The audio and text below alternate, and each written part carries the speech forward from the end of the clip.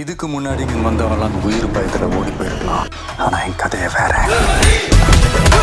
முடிஞ்ச தொட சொல்ற பாப்போம். இதுக்கு முன்னாடி இங்க வந்தவங்களாம் உயிர் பயத்தில் ஓடி போயிருக்கலாம். ஆனா என் கதையை வேற. முடிஞ்ச தொட சொல்ற பாப்போம். இதுக்கு முன்னாடி இங்க வந்தவங்களாம் உயிர் பயத்தில் ஓடி போயிருக்கலாம். ஆனா என் கதையை வேற. முடிஞ்ச தொட சொல்ற பாப்போம்.